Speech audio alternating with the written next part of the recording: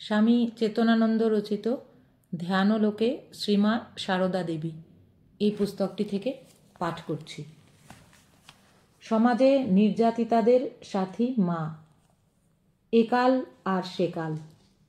একালে সমাজপতিদের গোঁড়া প্রাণহীন কুসংস্কারাচ্ছন্ন সমাজ ব্যবস্থা প্রায় বিলুপ্তপ্রায়। ওই কালে শ্রী শ্রী মা এদের অত্যাচারের শিকার হয়েছেন, কিন্তু তিনি সব বিধি ব্যবস্থা মেনে নেননি। বিধবা হয়েও তিনি মুণ্ডন করেননি। সরু লাল পেড়ে শাড়ি পরেছেন, হাতে বালা পরেছেন। অম্বুবাচীতে তিনি ভাত ছাড়া লুচি ফল মিষ্টি খেয়েছেন এবং অন্য বিধবাদের উদ্বোধনে এনে খাইয়েছেন।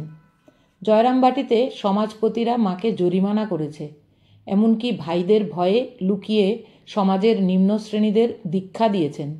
কামারপুকুর ও জয়রামবাটিতে মাকে অনেক লাঞ্ছনা গঞ্জনা সহ্য করতে হয়েছে। প্রত্যক্ষদর্শী সত্যেন্দ্রনাথ মজুমদার লিখেছেন, বাগবাজার মঠে মাকে নানাভাবে দেখেছি, কিন্তু একবার জয়রামবাটি গিয়ে দেখি মায়ের আরেক রূপ। পল্লীর পিতৃভবনের ওপর তাঁর অদ্ভুত আকর্ষণ ছিল। দুর্গম পথ, জিনিসপত্র পাওয়া যায় না, চারিদিকে দারিদ্র ও ম্যালেরিয়া, তবু সেখানে তার যাওয়া চাই। এখানে এসে ভাইদের সংসারের মধ্যে নিজের একটা সংসার পাততেন আর পল্লী নারীদের সঙ্গে একাত্ম হয়ে যেতেন। শ্রীরামকৃষ্ণ সংঘ জননী এখানে পিসি মাসি দিদি এবং জ্যেষ্ঠদের সারদা। এখানে মা পল্লীর আচার নিয়ম, গ্রাম্য দেবতা পুজো পার্বণ সবই মানতেন। কেবল মানতেন না ভক্তদের জাত বিচার। নিজে রান্না করে পরিবেশন করে সকলকে খাওয়াতেন। নিজ হাতে ছেলেদের উচ্ছিষ্ট পরিষ্কার করতেন। কেউ বাধা দিলে বা আপত্তি করলে মানতেন না।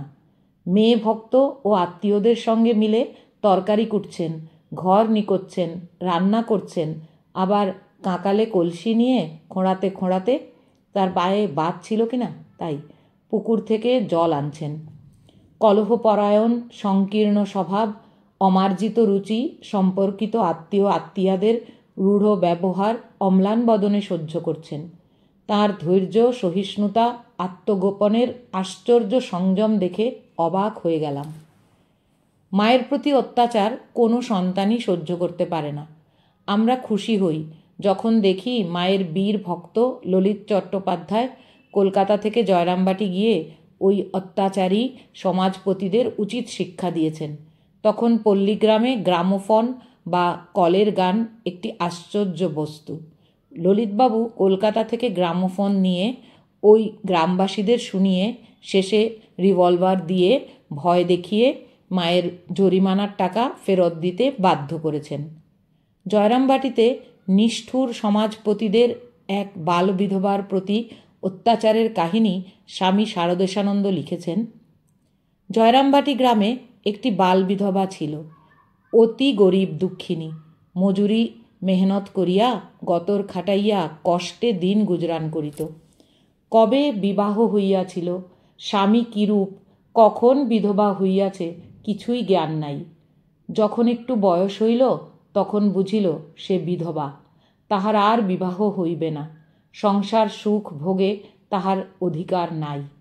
ভক্তগণের জিনিসপত্রের বোঝা বহিবার জন্য মায়ের বাড়িতে তাহার যাতায়াত আছে। মা স্নেহ মমতা প্রদর্শন করেন। ক্রমে সে পূর্ণ যৌবনা হইল। একটি যুবকের সহিত অবৈধভাবে মিশিবার ফলে ব্যাপার বহুদূর গড়াইয়া জানাজানি হইল। হৃদয়হীন সমাজপতিগণ এতকাল এই অনাথার কোনো খোঁজ খবর রাখেন নাই। তাহাকে সৎ শিক্ষা দিবার কোনো ব্যবস্থাই করেন নাই। এইবার দুঃখিনীর প্রতি তাহাদের তীক্ষ্ণ দৃষ্টি পড়িল। মাতব্বরগণ মিলিয়া যুক্তি পরামর্শ করিলেন। অভাগিনীর গঞ্জনা লাঞ্ছনা চলিল।